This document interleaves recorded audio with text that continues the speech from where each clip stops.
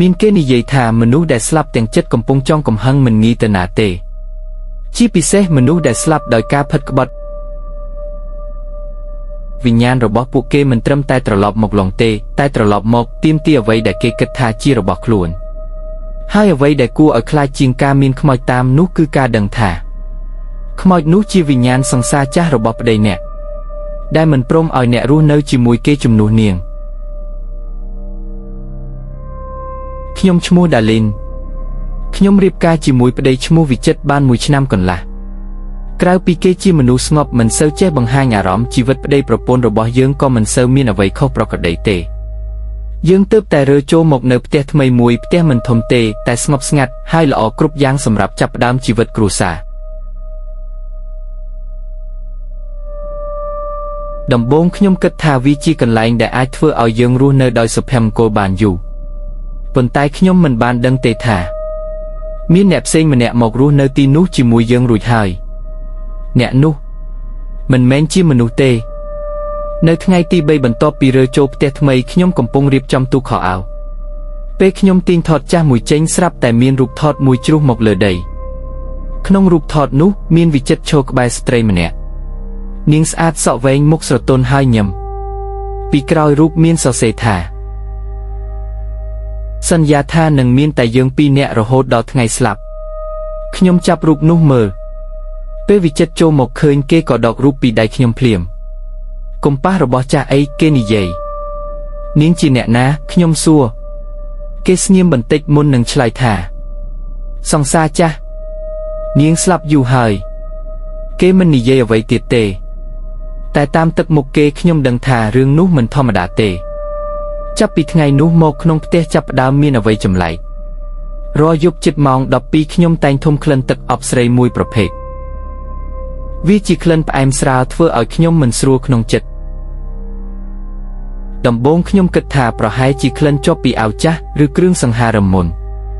តែក្លិននោះមិនមែនលេចឡើងគ្រប់កន្លែងទេវាតែងលេចឡើងតែចិត្តក្រែប្តីខ្ញុំចិត្តកញ្ចក់និងនៅមុខបន្ទប់ទឹកដូចជាមានអ្នកកំពុងដើរចេញចូលក្នុងផ្ទះយប់មួយខ្ញុំភ្ញាក់ពីដំណេកព្រោះមានអារម្មណ៍ថាខ្យល់ត្រជាក់ខ្លាំងខ្ញុំងើបឡើងហើយឃើញថាវិចិត្រមិននៅលើគ្រែទៀតទេខ្ញុំដើរចេញទៅបន្ទប់ទទួលភ្ញៀវក្នុងភាពងឹតខ្ញុំឃើញគេឈរមុខកញ្ចក់ធំមួយយ៉ាងស្ងៀមខ្ញុំហៅគេតែគេមិនតបពេលខ្ញុំដើរទៅជិតខ្ញុំឃើញអ្វីមួយនៅលើកញ្ចក់មានស្នាមម្រាមដៃស្រីជាច្រើនសាមលេចឡើងពីក្រោយខ្នងដូចមានអ្នកឈរអោបគេពីក្រោយតែខ្ញុំមើលមិនឃើញទេខ្ញុំដកដង្ហើមមិនរួចវិនាទីបន្ទាប់វិចិត្រក៏ងាកមកមើលខ្ញុំហើយសួរថាអូនឃើញនាងដែរមែនទេព្រឹកឡើងខ្ញុំបង្ខំឲ្យគេនិយាយការពិតគេប្រាប់ថាស្ត្រីនៅក្នុងរូបថតនោះឈ្មោះសូម៉ាលីនាងជាសង្សារចាស់ដែលគេស្រឡាញ់បំផុតពួកគេតាក់ទងគ្នាជិត5ឆ្នាំហើយធ្លាប់សន្យាថានឹងរៀបការជាមួយគ្នាតែចុងក្រោយគេក៏បែកពីនាងហេតុអ្វីខ្ញុំសួរវិចិត្រមិនឆ្លើយភ្លាមទេគេទៅអង្គុយស្ងៀមនៅជ្រុងបន្ទប់មុននឹងនិយាយថាព្រោះនាងចង់ឲ្យបងមានតែនាងម្នាក់នាងប្រច័ណ្ឌខ្លាំងរហូតគួរឲ្យខ្លាចខ្ញុំសួរបន្តហើយនាងស្លាប់ដោយសារអីលើកនេះគេបែរមកមើលខ្ញុំភ្នែកគេដូចមនុស្សដែលកំពុងចងចាំរឿងអាក្រក់មួយមិនចង់នឹកនាងចង់សម្លាប់ខ្លួន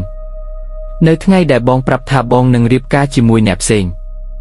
បន្ទាប់ពីខ្ញុំដឹងរឿងនោះអ្វីកាន់តែអាក្រក់រាល់យប់ខ្ញុំចាប់ផ្ដើមឮសំឡេងតិចក្នុងផ្ទះពេលខ្លះដូចសំឡេងស្រីយំពេលខ្លះដូចជាសំឡេងមនុស្សដើរជុំវិញគ្រែហើយពេលខ្លះខ្ញុំឮនរណាម្នាក់ខ្សឹបចិត្តត្រចៀកថាគេស្រឡាញ់ខ្ញុំមុនអ្នកយប់មួយខ្ញុំចូលបន្ទប់ទឹកហើយឃើញអក្សរសរសេរលើកញ្ចក់ថាចេញពីផ្ទះខ្ញុំស្រែករហូតវិចិត្ររត់មកតែពេលមកដល់អក្សរបាត់ហើយគេមើលមុខខ្ញុំហើយខ្សឹបស្ទើរមនុស្សថានាងចាប់ផ្ដើមមិនសប្បាយចិត្តហើយខ្ញុំសួរអ្នកជិតខាងម្នាក់ដែលស្គាល់ម្ចាស់ផ្ទះមុនពេលគាត់ទៅឈ្មោះសូម៉ាលីក៏បដូរទឹកមុខភ្លាមគាត់និយាយថាស្រីនឹងស្លាប់មិនល្អទេក្មួយមុនស្លាប់នាងមកអង្គុយយំមុខផ្ទះនេះពេញមួយយប់នាងនិយាយតែមួយម៉ាត់គត់ថាបើខ្ញុំមិនបានអ្នកណាក៏គុំសង្ឃឹមថាបាន ចាប់ពីពេលនាងស្លាប់ទៅមនុស្សក្នុងភូមិតែងឃើញស្រមោលស្ត្រីសក់វែងឈរក្បែរផ្ទះនេះកណ្ដាលយប់ខ្លះឲ្យសំឡេងគោះទ្វារ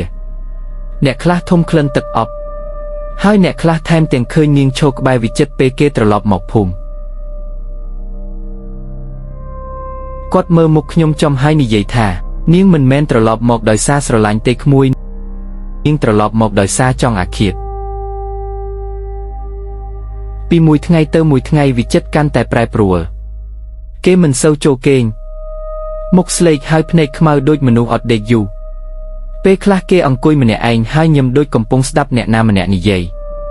ពេលខ្លះខ្ញុំឮគេខ្សឹបថាទេខ្ញុំអត់បានភ្លេចនាងទេល្ងាចមួយខ្ញុំត្រឡប់មកផ្ទះហើយឃើញវិចិត្រអង្គុយនៅលើគ្រែកាន់រូបថតសូម៉ាលីគេនិយាយម្នាក់ឯងថាអូនចង់ឲ្យបងទៅជាមួយអូនមែនទេពេលខ្ញុំហៅគេក៏ភ្ញាក់ស្ទើរលោតហើយរូបថតក្នុងដៃគេស្រាប់តែមានស្នាមក្រចកវែងឈូតលើមុខខ្ញុំដែលឈរក្បែរគេក្នុងរូបរាបការ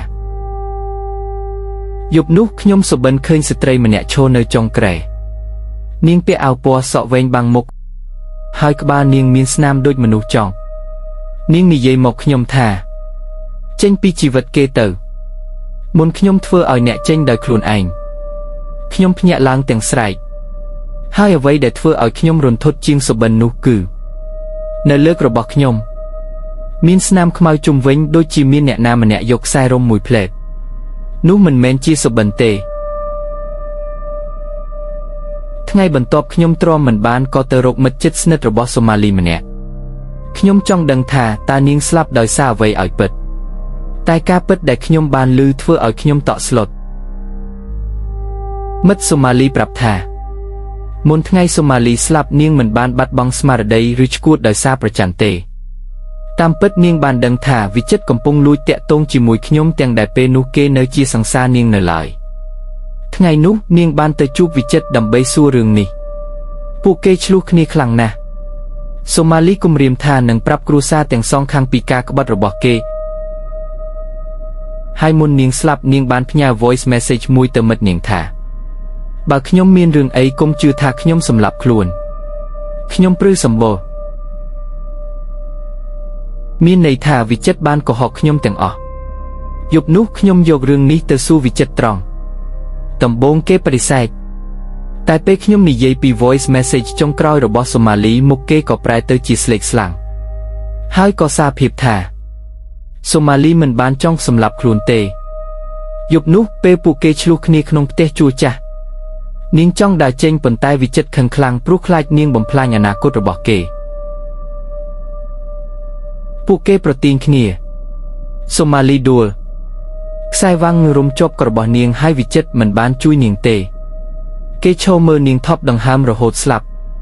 បន្ទាប់មកគេរៀបចំឆាកឲ្យដូចជាការចង់សម្លាប់ខ្លួនខ្ញុំសម្លឹងមុខបុរសដែលខ្ញុំហៅថាប្តីហើយមានអារម្មណ៍ថាខ្ញុំមិនដែលស្គាល់គេពិតប្រាកដសោះហើយពេលនោះខ្ញុំក៏យល់ភ្លាមថាវិញ្ញាណសូម៉ាលីមិនមែនមកដោយសារប្រច័ណ្ឌខ្ញុំតែប៉ុណ្ណោះទេនាងមកដើម្បីយកជីវិតមនុស្សដែលធ្វើឲ្យនាងស្លាប់យប់នោះខ្យល់ក្នុងផ្ទះត្រជាក់ខ្លាំងខុសធម្មតាភ្លើងបិទបើកដោយខ្លួនឯងទ្វារបន្ទប់គេងបើកយឺតក្លិនទឹកអប់នោះកាន់តែខ្លាំងរហូតខ្ញុំស្ទើរតែដកដង្ហើមមិនរួចនៅមុខទ្វារមានស្ត្រីម្នាក់ឈរលើកនេះខ្ញុំឃើញនាងច្បាស់ជាងពេលមុនមុខនាងស្លេកបបោមាត់ខ្មៅសក់វែងបាំងពាក់កណ្ដាលមុខហើយនៅជុំវិញគ្មានស្នាមខ្មៅវិចិត្រធ្លាក់ពីលើគ្រែទាំងស្រែកអត់ទេសូម៉ាលីបងអង្វរនាងមិននិយាយអ្វីទេនាងគ្រាន់តែដើរយឺតចូលមកជិតគេនាងមិនមានជើងទេ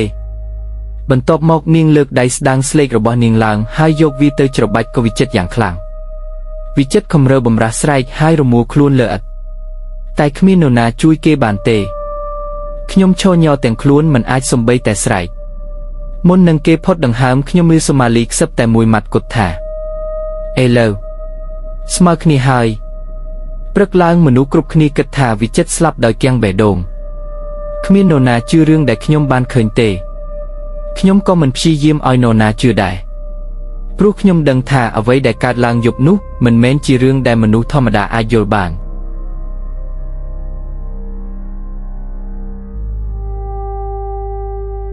បន្ទាប់ពីបុណ្យសពចប់ខ្ញុំក៏សម្រេចចិត្តរចេញពីផ្ទះនោះភ្លាមមុនចេញខ្ញុំបានដុតរូបថតចាស់របស់សូម៉ាលីនិងវិចិត្រទាំងអស់តែរឿងមួយដែលខ្ញុំមិនអាចបំភ្លេចបានគឺនៅពេលភ្លើងឆេះរូបថតដល់ពាក់កណ្ដាលមុខសូម៉ាលីនៅក្នុងរូបហាក់ដូចជាញញឹមមិនមែនញញឹមដោយក្តីស្រឡាញ់ទេតែជាស្នាមញញឹមរបស់មនុស្សដែលបានសងសឹកសម្រេច